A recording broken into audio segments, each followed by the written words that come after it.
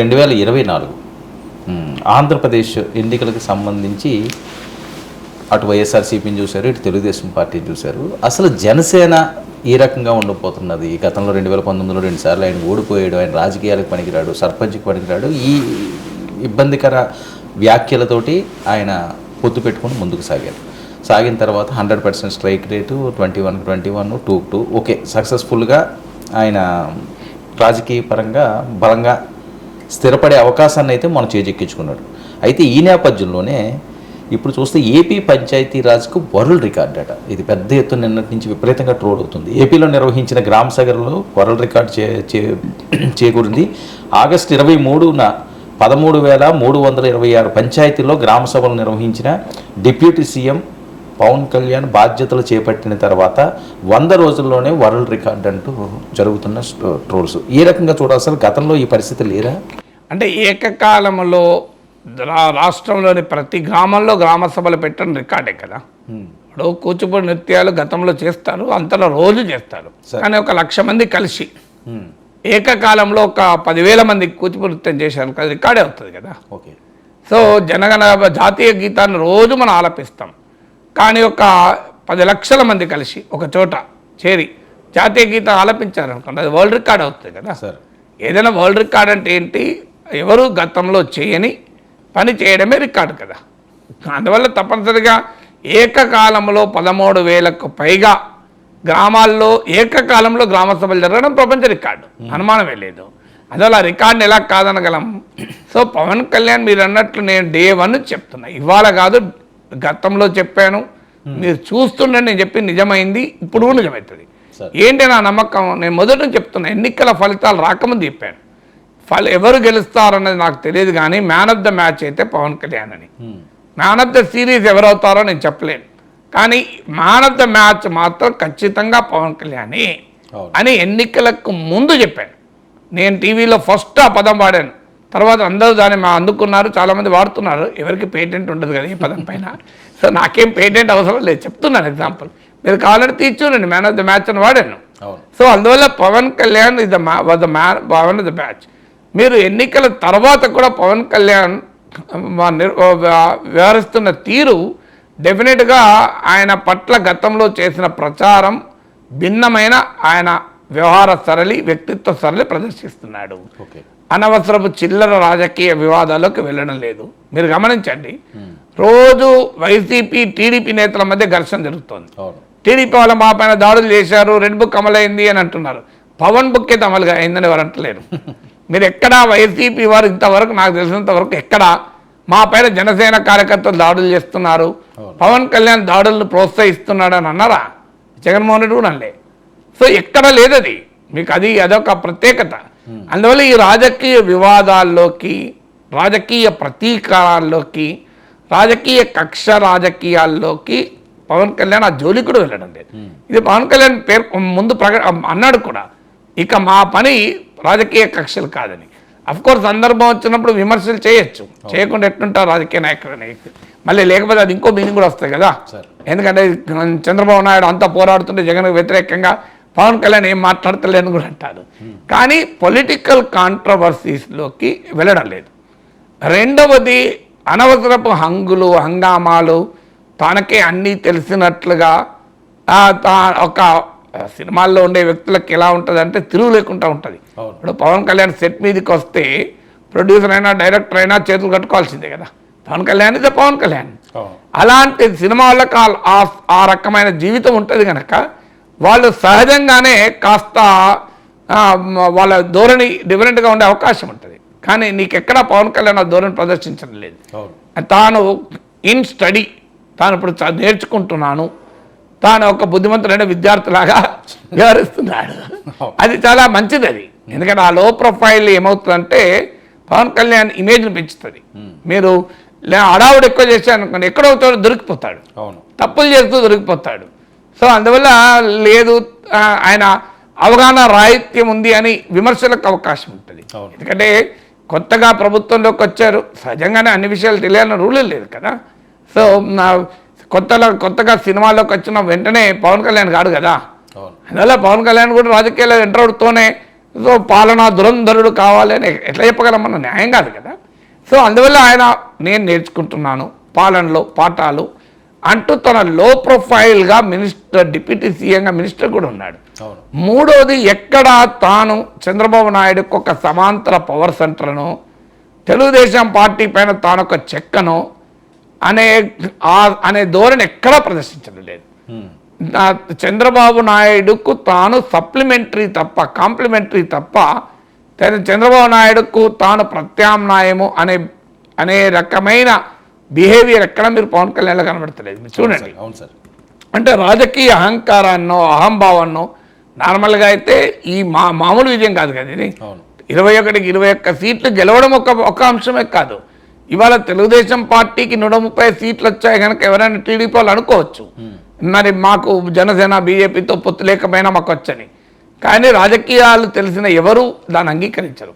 Pawan Kalyan Rajahmundry central jail సాక్షిగా తెలుగుదేశంతో పొత్తును ప్రకటించడం అనేది ఆంధ్రప్రదేశ్ రాజకీయాల్లో టర్నింగ్ పాయింట్. వైసీపీ వ్యతిరేక ఓటు చీలకూడదు అని పవన్ కళ్యాణ్ ఇచ్చిన నినాదం టర్నింగ్ పాయింట్. భారతీయ జనతా పార్టీతో మిత్రపక్షంగా ఉండి కూడా బీజేపీ కలిసి రాకపోయినా తాను మాత్రం టీడీపీతో కలిసి చివరకు బీజేపీని కూడా కలవని తప్పనిసరి పరిస్థితి తీసుకొచ్చిన పవన్ కళ్యాణ్ నిర్ణయమే కదా ఇక టర్నింగ్ పాయింట్. అందువల్ల ఖచ్చితంగా ఆంధ్రప్రదేశ్ రాజకీయాలను మలుపు తిప్పిన నాయకుడు పవన్ కళ్యాణ్. అంతకుముందు ఆయన గెలవలేడని, ఆయన ఇంటర్వ్యూలు ఎక్కువ, సినిమా తక్కువ అని, సో ఆయన రకరకాల అవహేళనలు కూడా చేశారు. ఇంకోటి కూడా మర్చిపోవద్దు, ఈవెన్ 24 కన్నా ముందు అనేక ప్రజా సమస్యలపైన కూడా పవన్ కళ్యాణ్ చాలా చురుగ్గా వివరించాడు. నిజమే, మొదట్లో కొంత ఆయన రాజకీయాల పట్ల అంత కేంద్రీకరణ చేయలేదు, అది నిజం. కానీ ఎన్నికలకు ముందు 2-3 ఇయర్స్ మాత్రం మీరు రోడ్ల మరమ్మతుల విషయంలో కానీ, మత్స్యకారుల సమస్యలు కానీ, కౌలుదారుల సమస్యలు కానీ, వీటన్నిటిపైన నిరంతరం రంగంలో ఉన్నాడు కదా. ఒక దశలో అయితే చంద్రబాబు నాయుడు అరెస్ట్ అయిన సమయంలో పవన్ కళ్యాణే కదా ప్రతిపక్ష నేత, ప్రధాన నాయకుడు. మీకు రాజమండ్రి సెంట్రల్ జైల్లో ఆ ఫోటో ఉంటుంది చూడండి మీరు. బాలకృష్ణ ఒకవైపు, లోకేష్ ఇంకోవైపు, మధ్యలో పవన్ కళ్యాణ్ ఉంటాడు. What does it indicate? అది ఇండికేషన్ కదా, ఒక ఫోటో కూడా ఒక ఇండికేషన్. సో అందువల్ల డెఫినెట్గా పవన్ కళ్యాణ్ ఎవాల్వ్ అవుతున్న తీరు మాత్రం ఆసక్తికరంగా ఉంటుంది. ఆంధ్రప్రదేశ్ రాజకీయాల్లో భవిష్యత్తులో కూడా ఇదే రకంగా కనుక పవన్ కళ్యాణ్ అడుగులేస్తే డెఫినెట్గా you will be a very big player in Andhra Pradesh politics. So అంటే పార్టీ అనే అంశాన్ని సంస్థాగతంగా ఇంకా బాగా బలోపేతం చేయాల్సిన అవసరం ఉంది. ఆయన వ్యవహార శైలి అన్నది ఖచ్చితంగా అందరినీ కూడా మెచ్చుకోలుగానే ఉన్న నేపథ్యం ఉంది. కానీ పార్టీని కూడా పూర్తి స్థాయిలో తీసుకెళ్లాల్సిన అవసరం ఉంది. దాన్ని పూర్తిగా విస్తరించాల్సిన సమయం ఆసన్నమైందండి జనసేన. తప్పనిసరిగా ఇప్పటి వరకు జనసేన ఒక తెలుగుదేశం పార్టీకి ఉన్న ప్రత్యేకత అది. తెలుగుదేశం పార్టీ ఎన్టీ రామారావు ప్రాంతీయ పార్టీగా ఉండి కూడా చంద్రబాబు నాయుడు నాయకత్వంలో కుటుంబ పార్టీగా మారినా కూడా ఆ పార్టీకి గ్రామాన కార్యకర్తలు ఉన్నారు. అందుకే తీవ్రమైన రాజకీయ ఆటుపోట్లను కూడా తట్టుకొని తెలుగుదేశం నిలబడుతూ వస్తుంది. మీకు 10 ఏళ్ల పాటు అధికారాన్ని కోల్పోయినా 2014లో మళ్ళీ పవర్లోకి రాగలిగారు. తెలంగాణ ఉద్యమం ఒక తీవ్రమైన ఒత్తిడి పార్టీ తెచ్చిన, ఈవెన్ తెలంగాణలో కూడా 2014లో 15 సీట్లు వచ్చాయి. అందువల్ల తెలుగుదేశం పార్టీకి నా బలమే పార్టీ యంత్రాంగం, సుశిక్షితులైన పార్టీ సైనికులు, పార్టీ కోసం నిలబడేటువంటి కార్యకర్తలు అడుగడుగున తెలుగుదేశం పార్టీకి ఉన్నారు. అందువల్ల జగన్మోహన్ రెడ్డి 151 సీట్లు వచ్చి తీవ్రమైన దాడి తెలుగుదేశం పార్టీ పైన చేసినా తిరిగి మళ్ళీ బంతి ఎంత బలంగా కొడితే అంత బలంగా లేస్తుంది అన్నట్లు ఏకంగా కూటమి కట్టి 160 సీట్లు తెచ్చుకోగలిగారు. అందువల్ల తెలుగుదేశం పార్టీ ప్రస్థానంలో చంద్రబాబు నాయుడు వ్యూహాత్మక దక్షత, ఆయన కిల్లర్ ఇన్స్టింక్ట్ అంటారు, ఆయన పట్టుదల ఎంత ముఖ్యమో తెలుగుదేశం పార్టీకి ఉన్న శ్రేణులు అంతే ముఖ్యం. అందువల్ల తెలుగుదేశం పార్టీ అనుభవం అది. సో ఇప్పుడు మీకు సాధారణంగా కార్యకర్తలు కమ్యూనిస్ట్ పార్టీలకు, భారతీయ జనతా పార్టీకి ఉంటారు. మిగతా పార్టీలకు ఆ కమిటెడ్ క్యాడర్ ఉండరు. అధికారం ఉన్నప్పుడు ఉంటారు, అధికారం లేనప్పుడు ఉండరు. వ్యక్తులు, గ్రూపులు వీటి చుట్టే ఉంటారు తప్ప చాలా లూజ్గా ఉంటుంది. కానీ తెలుగుదేశం పార్టీ అలా కాదు, కమిటెడ్ క్యాడర్ ఆ పార్టీకి నిర్మాణమైంది. సో ఆ రకమైన నిర్మాణం ఉంటే పార్టీ ఎప్పుడైనా ఎన్ని ఆటుపోట్లు ఎదుర్కొన్నా మళ్ళీ పుంజుకుంటుంది. ఎందుకంటే దానికి ఆ జీవం ఉంటుంది. సో అందువల్ల జనసేనకు ఇప్పటికీ తెలుగుదేశం లాగా ఒక క్యాడర్ బేస్డ్ పొలిటికల్ ఆర్గనైజేషన్ లేదు. పవన్ కళ్యాణ్ అభిమానులు ఉన్నారు, పవన్ కళ్యాణ్ అభిమానులు ఉన్నారు, పవన్ కళ్యాణ్ అభిమానులే కార్యకర్తలుగా ఉన్నారు, పవన్ కళ్యాణ్ అభిమాన ఓటర్లు ఉన్నారు. కానీ ఒక రాజకీయ పార్టీకి ఉండే ఒక క్షేత్రస్థాయి సంస్థాగత నిర్మాణం ఇప్పటికీ కూడా బలహీనమే. దానికన్నా ముఖ్యంగా ఏంటంటే ఇప్పుడు పవన్ కళ్యాణ్కి ఉండే ఒక అడ్వాంటేజ్, ఇప్పుడు ఈ ప్రభుత్వంలో పవన్ కళ్యాణ్ ఏది చెప్తే జరుగుతుంది. అందువల్ల పవన్ కళ్యాణ్ అది కూడా చాలా వ్యూహాత్మకంగా, చాలామంది అనుకున్నారని హోమ్ మినిస్టర్ ఎందుకు తీసుకోలేదు, ఫైనాన్స్ మినిస్టర్ ఎందుకు తీసుకోలేదని. కానీ పవన్ కళ్యాణ్ మరి అది కాకతాళీయం అయి ఉండకపోవచ్చు, వ్యూహాత్మకంగానే తీసుకొని ఉంటాడు. పంచాయతీరాజ్ గ్రామీణాభివృద్ధి శాఖలు తీసుకోవడం ద్వారా నేరుగా ప్రజలతో సంబంధాలు ఉండే శాఖలు తీసుకున్నాడు. అవును. అందువల్ల ఆయన పాలనలో గనక ఆ మార్క్ చూపెట్టగలిగితే స్టిల్ టూ ఎర్లీ. అంటే ప్రపంచవ్యాప్తంగా గ్రామాలను ఎలా డెవలప్ చేయడానికి అద్భుతమైన మోడల్స్ ఉన్నాయి. అంటే గ్రామీణ రూరల్ ఇండస్ట్రీస్ అని, రూరల్ బిజినెసెస్ అని, రూరల్ లైవ్లీహుడ్స్ అని, రూరల్ స్కిల్స్ అని, ఇలా రూరల్ గ్రామీణాభివృద్ధిని ఎలా డెవలప్ చేయాలి గ్రామాలను అనే విషయంలో ప్రపంచవ్యాప్తంగా గ్లోబల్ బెస్ట్ ప్రాక్టీసెస్ ఉన్నాయి, మోడల్స్ ఉన్నాయి.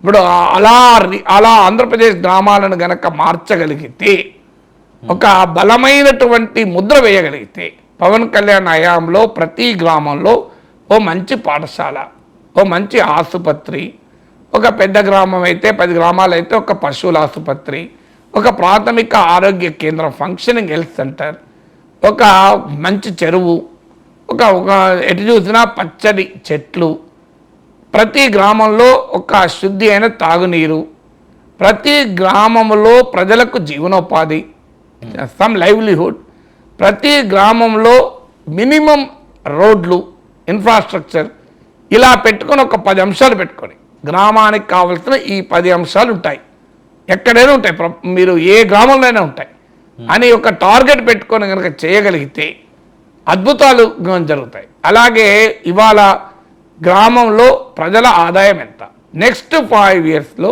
ఆ గ్రామంలో ఉన్న ప్రజల ఆదాయాలని రెట్టింపు చేస్తా. ఆ రెట్టింపు చేస్తానికి మైక్రో టార్గెటింగ్. వడ్రంగి ఉన్నాడు, ఆ వడ్రంగి ఆదాయం రెట్టింపు పెట్టలు చేయాలి. ఒక కమ్మరి ఉన్నాడు, కుమ్మరి ఉన్నాడు, ఆయన ఆదాయాన్ని ఎలా రెట్టింపు చేయాలి. ఓ రైతు ఉన్నాడు, ఆయన ఆదాయాన్ని ఎలా రెట్టింపు చేయాలి. ఇలా ప్రతి గ్రామంలో ఉండేటువంటి ప్రజల నైపుణ్యాన్ని, స్కిల్ సెన్సెస్ అని పవన్ కళ్యాణ్ ప్రతిపాదించారు, ఇప్పుడు జరుగుతున్నాయని కూడా అంటున్నారు. సో గ్రామీణుల ఆదాయాన్ని రెట్టింపు చేయడం, ఈ 2 పనులు చేశారనుకోండి పవన్ కళ్యాణ్, అద్భుతాలు అయితే. మీరు గ్రామాలను బెస్ట్ గ్లోబల్ ప్రాక్టీస్ తీసుకొచ్చి బేసిక్ ఇన్ఫ్రాస్ట్రక్చరు, గ్రామీణుల ఆదాయాన్ని రెట్టింపు చేయడం. నేను వాస్తవంగా ఈ సజెషన్ నేను హరిప్రసాద్ ఎమ్మెల్సీ ఫోన్ చేసి కూడా చెప్పాను, మీరు చెప్పండి పవన్ కళ్యాణ్ కంటే. ఆయన అడిగాడు, సార్ మీరు ఏదైనా రిటర్న్గా నోట్ ఇవ్వండి అంటే, రిటర్న్గా నోట్ ఏంది, డీటెయిల్ నోట్ ఇస్తాను, ప్రొవైడెడ్ పవన్ కళ్యాణ్కి ఆసక్తి ఉంది అంటే ఇస్తాను నేను. లేకపోతే దానిపైన నేను 1 రోజులో 2 నెలల్లో కూర్చొని కష్టపడ్డ తర్వాత దాని ఎవరు పట్టించుకోకపోతే. సార్ కళ్యాణ్ గారు ఒకవేళ మిమ్మల్ని పిలిచి ఈ రకంగా మనం ముందుకు సాగుదామండి, గ్రామాలన్నింటినీ కూడా ఒక మంచి స్వరాజ్యాలుగా ముందుకు తీసుకువెళ్దామని చెప్తే మీరు తప్పనిసరిగా పవన్ కళ్యాణ్ నరేంద్ర మోడీ పిలిచి చెప్పి అడిగినా చేస్తాను. ఓకే. ఇప్పుడు ప్రజల అభివృద్ధి విషయంలో ఎవరితోనైనా పనిచేస్తాం కదా. నేను ఈ వాస్తవంగా ఈ సలహా సీతక్క కూడా ఇచ్చాను. ఆమె కూడా నేను సార్ అధికారులతో మీటింగ్ పెట్టినప్పుడు పిలుస్తాను సార్ అన్నారు. సో అందువల్ల ఎవరికైనా చెప్తాను, నాకున్న కొద్దిపాటి తెలివిని ప్రజల జీవితాలు మార్చడానికి ఉపయోగిస్తానని ఎందుకు అభ్యంతరం చెప్తాను. ఇప్పుడు కేసీఆర్ పిలిచి అగ్రికల్చర్ పాలసీ పైన రివ్యూకి పిలిచారు, పిలిస్తే వెళ్ళి మాట్లాడాను కదా, 45 నిమిషాలు మాట్లాడాను 4 గంటల మీటింగ్లో. సో అందువల్ల నాకేం అభ్యంతరం ఉంటుంది. చాలామంది దాన్ని తప్పుగా వక్రీకరించి ఈయన బీఆర్ఎస్ అభ్యర్థిగా ఎమ్మెల్సీగా పోటీ చేస్తున్నాడు, బీఆర్ఎస్ మద్దతు ఎమ్మెల్సీగా పోటీ చేస్తాను, నా పైన భయంకరమైన దుష్ప్రచారం చేశారు.